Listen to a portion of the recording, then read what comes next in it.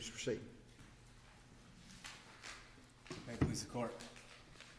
My name is Mike Brownlee. I'm here from Brownstone, PA in Winter Park, Florida. I'm here on behalf of Larry Rutan, the appellant in this case. You wish to reserve any time? I do. 3 minutes, please. 3? Thank you. Thank you. Your Honors, as you know, this is an appeal from a partial final judgment on alimony, which awarded Ms. Rutan $1,800 a month in permanent periodic alimony for my client. And the crux of our argument on appeal is that Mr. Rutan doesn't have the money to pay alimony, and that the trial court failed to make certain findings it needed to make before enforcing or ordering alimony payments. First, the trial court, there's in the partial final judgment and nowhere in the order is there the threshold finding that Mr. Rutan has the ability to pay alimony, which is required by 61.08 subsection 2. Well, didn't they stipulate to the cash flow analysis by the CPA? Yes, he did. Okay, did that reflect the former husband's assets, liabilities, and monthly expenses? No, Your Honor, it didn't. If you look at the cash flow analysis, it does delineate some of his income, but it has nothing to do with his personal expenses, obviously, and most importantly, none of the expenses that were a result of the equitable distribution schedule, and that's his nut to crack. The CPA's cash flow indicated, like, I think a 70. I've got them. I don't know which way they were. Was his saying $7,400 a month? I think $7,600. 70. The financial affidavit said one thing. The CPA's worksheet said another. One said 78, and one said 74. I think. Okay. The trial judge, seemingly by his reference to the CPA cash flow stipulation, I guess if not specifically by inference, was saying, I'm going to work off of that number. Is that not a fair statement? I think it's a fair statement, but it is interesting to note the cash flow analysis doesn't actually make its way into the partial final judgment too. That's not reflected to show. He actually refers to the equitable distribution schedule as the sources of income, but there's really no discussion in that partial final judgment about where the money's coming in and where it's going out for either party. But I think during the hearing that's a fair statement. I think that's what he understood. And then during one of the hearings, there comes up this discussion about this additional loan that has been taken out. Yes. That was after the equitable distribution order? Yes. The projector loan. And during those statements, he makes some comment about that he doesn't necessarily believe that he doesn't find that the husband has misrepresented his income. Right.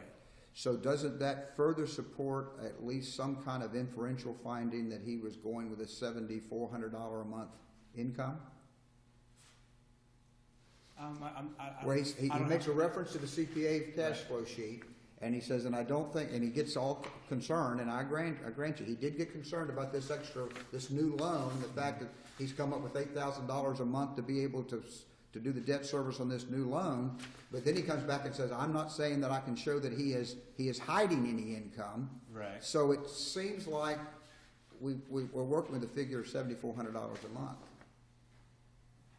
Just in terms of the income? Income. Right. Okay. Not taking into account any expenses. Okay. Okay. But keep in mind. And then he applies an $1,800 alimony out of that $7,400. Correct. Okay. Why isn't that fair?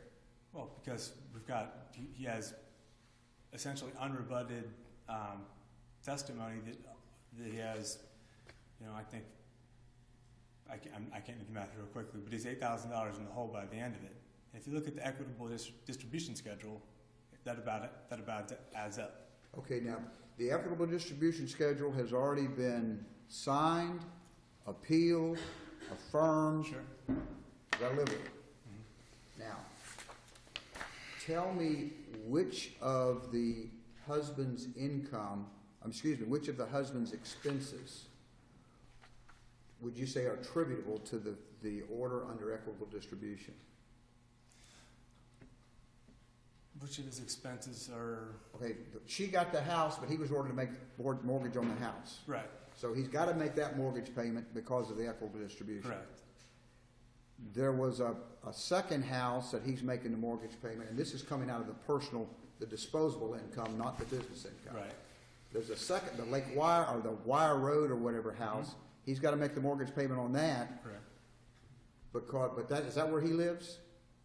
I'm not sure. Does the record show that? I'm not sure right now this moment. Okay, record doesn't show that, but that was distributed to him, but it was upside down. There's more money owed on it than what, but he's making the mortgage payment on that. Correct. Now, was he required to pay the taxes and insurance on the marital home as well? Yes. Under the equitable distribution, he was required to do that? Yes. The mortgage, taxes, and insurance, as far as I can remember. Under the equitable distribution? Yes, sir. So all of those sums have got to come out of his income based upon upon the equitable distribution plan? Correct. Which is not reflected anywhere in the cash flow analysis. Right. Right. Now, are there any other of those expenses that are attributable to in other words, things he's got to pay because the court's already ordered him to and we've affirmed it? The expenses he listed on lawn, the expenses he listed on maintaining a home, that wasn't going to the marital home. No. So that may be something he has or he can't afford, but although I actually think he is paying the power bill and incidentally the electricity. The electricity, is that paying for the marital home too? I believe so. Was that ordered under the? I believe so, but I'm not 100% positive on the electricity. Okay. I'm honestly not sure where you're going, Judge. What do you? Well, I'm trying to figure out I'm trying to see if I can find from that order where the judge has made some findings. And it seems to me he made a finding, or he was relying upon a $7,400 a month income. He says that he thinks $1,800 is fair based upon the circumstances. He reduces it from 25. Basically, what he said, I'm going to reduce it from 25 to 18, which kind of is a $700 turnaround from what he's at now. And there's a $500 insurance payment that he was required to make that he no longer or is sooner not going to have to make. So there's a $1,200 flip from where he is now. Mm-hmm. So I'm trying to figure what's fair and what's not fair based upon what the trial judge has told us and what the record shows us. Well, I think if you look, give me 1 second. Which was the latest what was the last financial affidavit that was filed? The husband's last financial. I can't give you the date, but I know what the numbers say. Okay. They say he's $8,000 in the hole, basically. And I mean, I think we have to be careful about the cash. Sorry, go ahead. But the trial judge basically made a fact that both of them have expenses. He didn't go through and quantify which ones were valid and which ones weren't, but both of them were kind of living above their means. Absolutely, yeah. And that was another problem. So $8,000, just saying an $8,000 deficit. She says she's running at a deficit as well. And if he reduces her alimony from 25 to 15, 18, it's going to be a $700 deficit more. Right, we've gotten. So the judge seems to be saying, folks, you may be running a deficit, but you're going to have to cut back on your expenses. Right. Both sides. Right. I mean, I think her expenses are wildly higher than his, if you look at the affidavit. Well, you looked at what he said he was spending on car repairs every month, what he spent on gifts every month, and some of those looked a little, but that was only 100 here, 100 there. I think we've got 900 on cosmetics and vacations per month for the wife. I mean, I think we've got to be careful too with the cash flow analysis, Your Honor, because Mr. Ruchian testified that a lot of those numbers have changed. I mean, one of the theaters had been shut down at that point. It was accounted for in the cash flow analysis before. I thought he testified that his income for 2011 was basically the same as 2010 or whatever the years were. That was the original. And that was the last. That was the original stipulation, and then actually opposing counsel was the one who said that's sort of our starting point. We can, but that's subject to cross. I mean, it wasn't a set in stone number. I mean, he testified extensively that he lost one of the theaters and 3 of his renters, which reduced the price dramatically. And you know, I don't know that his finding was, you could call it a finding, the cash flow analysis. I mean, it doesn't make its way into the Well, by his own financial affidavit, he said he had $7,800 a month income. He uses the cash flow analysis number actually as a starting point. I'm talking about the husband. When the husband filed his financial affidavit, he took his income and took out expenses and all, and he came down, I think, about $7,800 a month income. From His financial affidavit that he filed. right. Right. He started with almost, I think, it was very close to the cash flow analysis. I think he testified that's what he And then was. when he took all of his expenses out, he came out $8,000 in the hole. Right. Because of the equitable distribution payments that he's having to make. And of that $8,000, $2,500 of it was alimony. Correct. So we've got a $700 difference. Mm-hmm. Yeah. But I mean, so he's still, if the linchpin inquiry Well, is. but the Need point I'm to trying to pay. make is, the trial judge seemed to be saying, both of you are gonna have to cut back on your expenses. Neither one of you, he seemed to be saying both financial affidavits had expenses that he didn't go through and say, this one's too high, this one's too high. He didn't do that. He just said, I can't decide that, but we don't have enough money to pay all these expenses. All I can do is give you a certain amount of money, and you gotta cut your expenses back to live within your means. Yeah, I don't know that you can call it a finding, though, Your Honor. I mean, that's not a resolved. That's not a disputed fact that's resolved. I mean, in the partial final judgment, he just reflects that they're both running a deficit. I mean, he doesn't say that. I think if you make a finding, typically you say. I'm Well, making a what he finding did say on this. was, she says she has a deficit, he says he has a deficit, and there's not anything he can do, except, and he clearly said, this case is about his ability, not her need. His ability to pay is the issue here. All I can resolve. Correct. Seemingly suggests that her needs are far beyond his abilities. All I can do is come up and decide what he is able to pay. Right, but if a threshold inquiry for whether or not someone can pay alimony is their ability to pay, and the party can't pay, I don't think just because the other party needs it means if the money's not there, right? I mean, Well, I think what he's trying to do is say how much can of his, both sides cutting back on their expenses, what's a fair amount of should he attribute over here to her? right, and I think if that's what he's doing in terms of, I mean, the law requires findings. I mean, I think the problem with it, if you read the partial final judgment and most of the testimony, nothing is resolved. There's a lot of facts floating around, but nothing gets resolved, and that's not what the law requires. Do we have the entire trial transcript? Yes, Your Honor. The entire transcript? Yeah. Including the testimony relative to the cash flow analysis? Yes, Your Honor. And if I could, unless there's another question, but as far as the protector loan goes, that's another one I think we need to be careful about categorizing as a finding. That first comes up in I think on the second day of testimony, the substantive evidence, April 25th. And client's question about it, and says that he's $80,000 in the hole on other payments, property taxes, repairs, basically robbing Peter to pay Paul to get this new projector equipment in. And in fact, as far back as the equitable distribution proceedings, he had been talking about, this is going to cost me $750,000. My projectors are 50 years old. To keep this business profitable, I've got to get these things in. The trial court at that point doesn't mention anything. It doesn't register. It doesn't seem to be bizarre to him. It's not in the partial final judgment or in the amended partial final judgment, and it's not until the rehearing when Mr. Rutan is represented by counsel and she's bringing his attention to some of the findings that we're talking about here, where he says, I was concerned about that, but he still doesn't. And in the same breath, he says, but I'm not saying your client wasn't credible or was misrepresenting his financial status. So I think to call that a finding is a stretch. It's another example. We have facts floating around, but those aren't the findings required under the alimony statute. To me, I don't think there's enough there. So, what else do we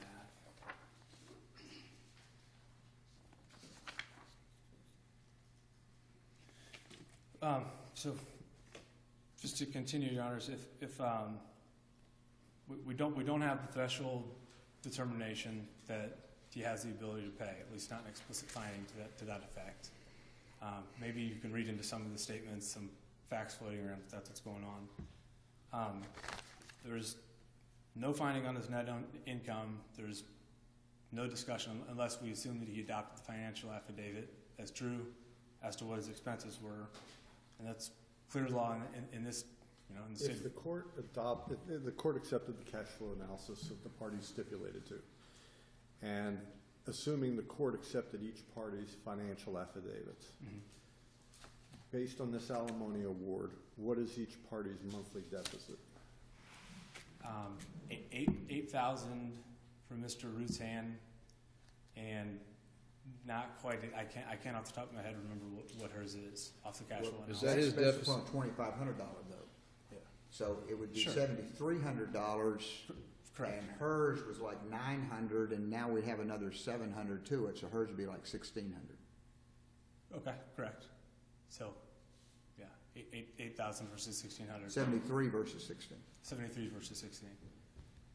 But But then he's going to have another $500 swing because of the health insurance, so his would be 68. Sure. But if one party doesn't have an ability to pay, I think the cases are legion that if just simply because the other party has a need doesn't mean that alimony should be ordered. I mean that's the requisite finding is that there's got to be. Is a court able to balance the deficits, as it were, so that instead of him having $6,800 and her $1,600 in deficits, if he doesn't give her if the judge didn't give her any alimony, they'd be closer in terms of their deficits, but they would each still have deficits. I mean, no matter how you slice it, they're going to have deficits. I suppose so, but if you look at the equitable distribution schedule too, when she's got a $240,000 lump sum payment, she's completely liquid. My client has, in the partial final judgment, the judge is pretty explicit. He's saddled with all the debt. I don't think, even if their deficits, monthly deficits, seem even, I don't think they're not in similar financial circumstances. But you're at your 17 minutes. Thank you. Appreciate it,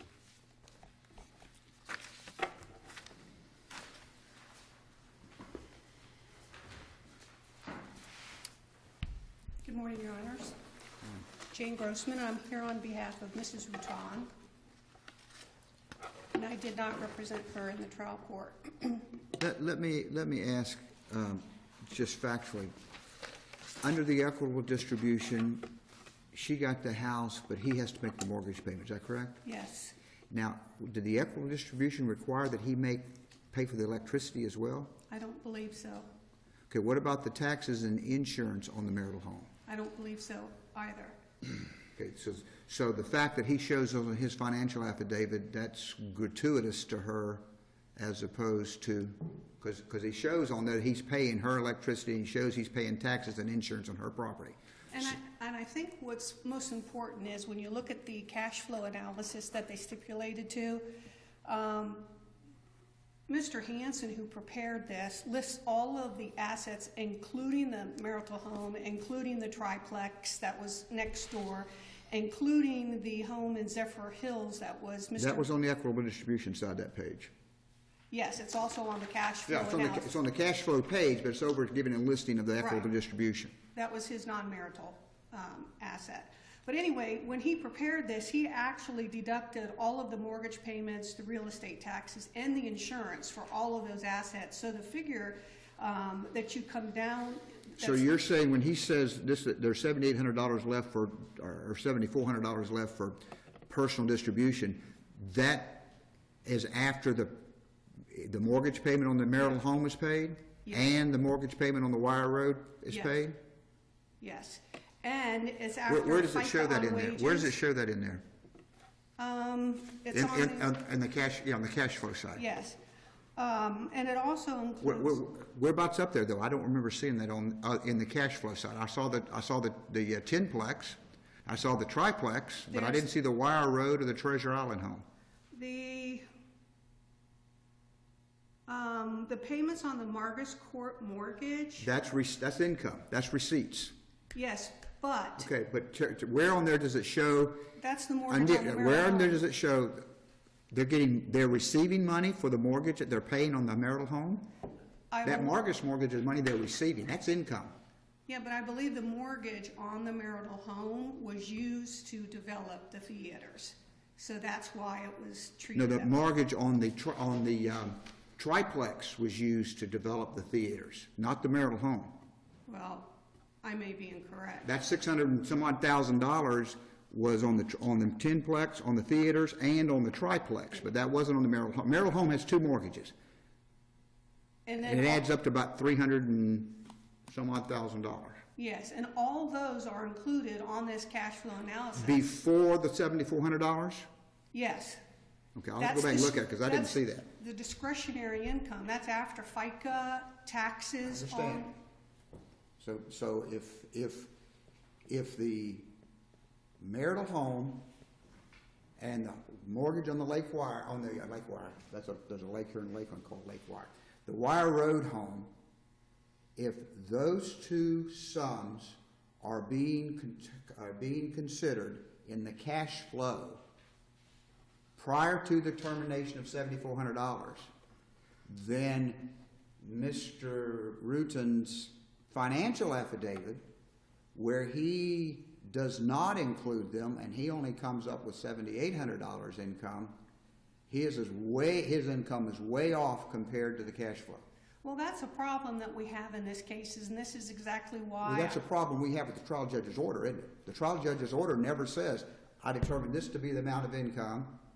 Right, and you know, and in this type of case, it's next to impossible because we have a spouse who is self-employed and total control of the cash flow. If it's next to impossible, isn't it incumbent on the trial judge to make findings so that we can provide, as the case law talks about, meaningful appellate review? Because I will tell you, after reading the briefs, I'm not sure I know why the judge came up with the amount he came up with.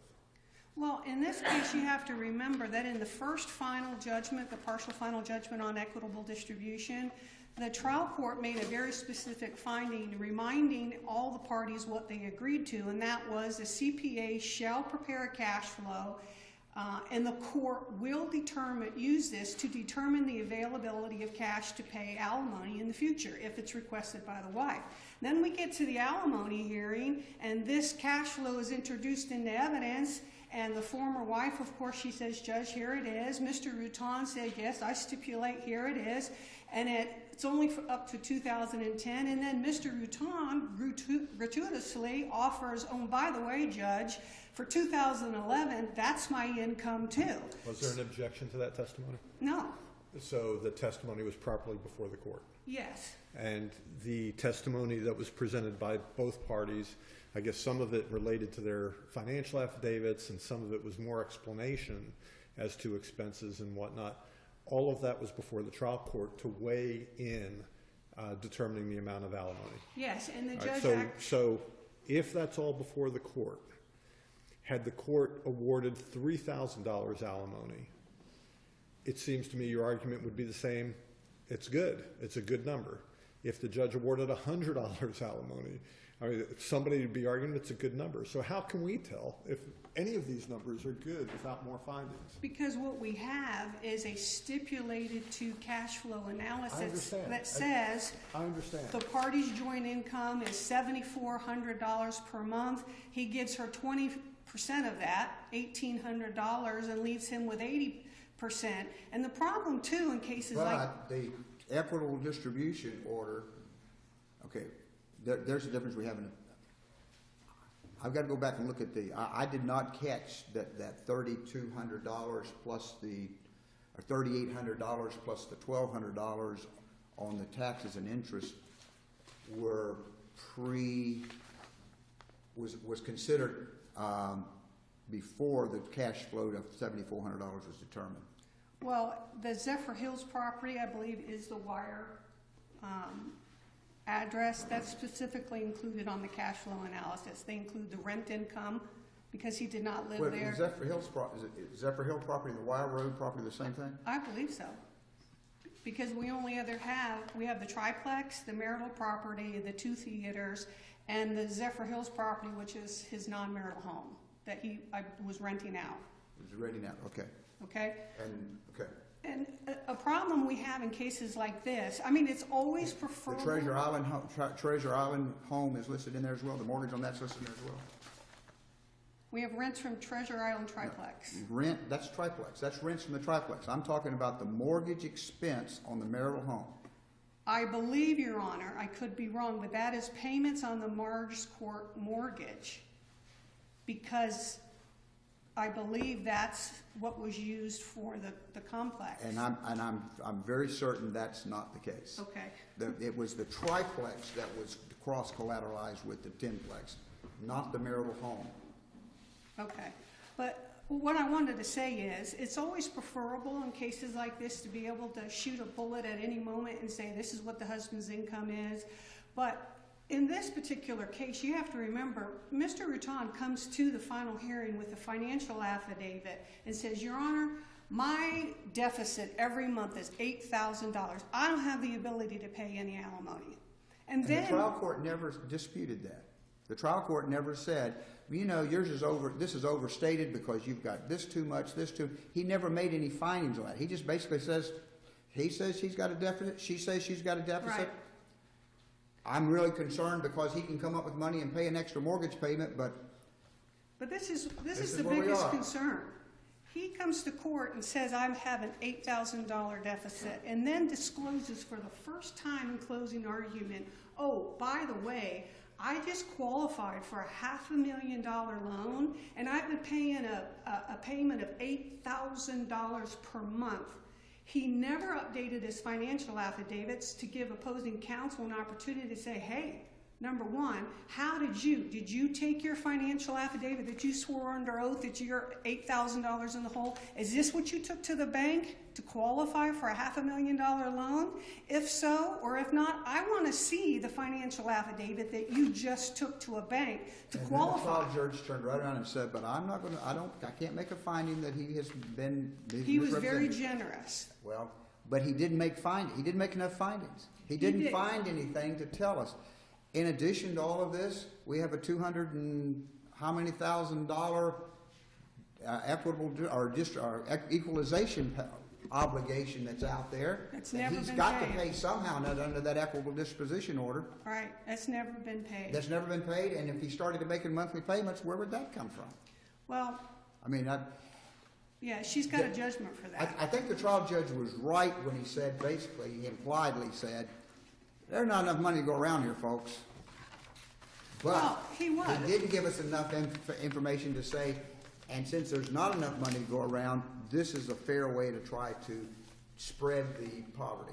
Well, I think he did the best he could, Judge Ramsberger. I mean, he devoted 5 pages of his final judgment on alimony to Without findings. giving us one finding. Well, he did make findings of fact as to the incomes, the deficits. Okay, tell me what he found is the income for the husband. What in that final judgment does he say is the income for the husband? He did not specifically. He did not. What did he say was the income for the wife? He did. Okay, what was that? He told us what she earned, $8.60. But you didn't say this is a monthly income. $8.60 an hour. And he said she's working 30. Well, let me ask you a question, Mr. Grossman. 3 years from now, 5 years from now, one of the parties seeks modification. What are they going to seek modification from when we don't know what the court's findings are in terms of income, liabilities, how he came up with the $1,800, is it reasonable or unreasonable, or 3 years from now one of the parties has a change in circumstances, is it still reasonable or not? How will the trial court judge resolve that, without having to retry everything? And if the judge doesn't retry anything or everything? That's a fair question, Then and that's how will one we that review it? I always think about when I'm preparing this.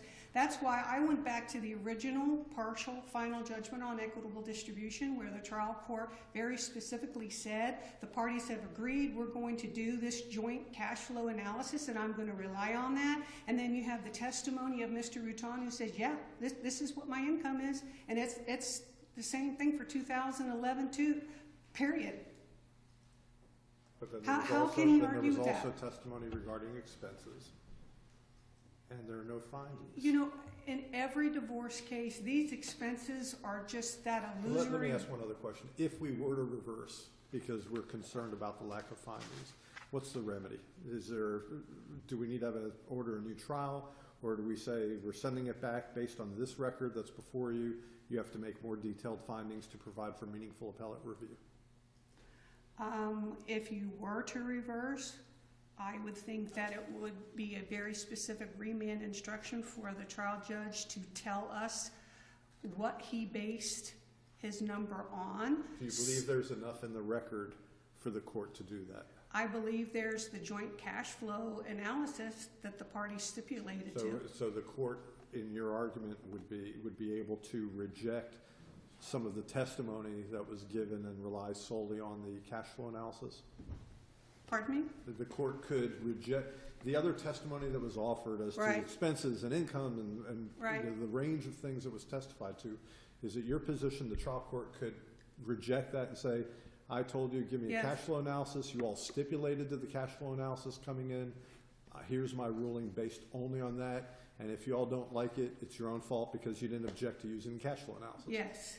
And thinking ahead that this court might actually consider that, which I would oppose. I also argued the harmless error. I mean, what's the point of all of that? These people are going to go back, spend all this time, direct the trial judge to tell us exactly where you got this Except that from. we have no basis 3 years from now to know what a substantial change was. And if the court does want to remand, I would hope it would be with very specific instructions and not open it up to what's happened now in 2014, because that would just be a travesty. I mean, this lady, in none of the trial court proceedings has she been awarded attorney's fees. She doesn't have her equitable distribution money. She was denied attorney's fees in the first appeal. We have again asked for attorney's fees in this appeal because she is simply using her alimony every single month to defend what's happening here. And to send this back for, extensive trial court proceedings, she simply doesn't have the money. And I would The ask, husband asked the trial court to make more specific findings in the motion for rehearing. yes, Did the wife join in that motion? I don't believe so. Seems to me you could have avoided a lot of attorney's fees. Could have. But I do believe, honestly, that there's enough record support. There's nothing in the statute that says a trial court must specifically determine what a party's income is. It just says the court must include findings as to all of the factors in A through G. And the factor that relates to the income is what are the financial resources available to each party. I mean, what are you going to do in a situation where the guy's a bar owner and he's living on Bayshore Boulevard and he reports his income is $10,000 a month or something like that, and clearly the only thing you have to look to is a cash flow analysis that these parties stipulated to. It's an ongoing problem, and I personally believe that's why under the alimony statute there is no requirement that the court identify expenses and identify income.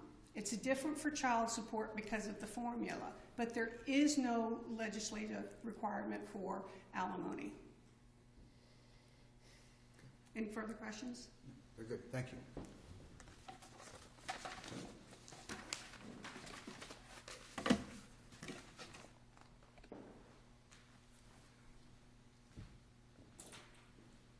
Just briefly, Your Honors. First of all, this idea that Mr. Rutan is living on a beach. She has absolutely no expenses. She was getting $2,500 a month. Now she's getting $1,800 a month. Things are going pretty well. Could be worse.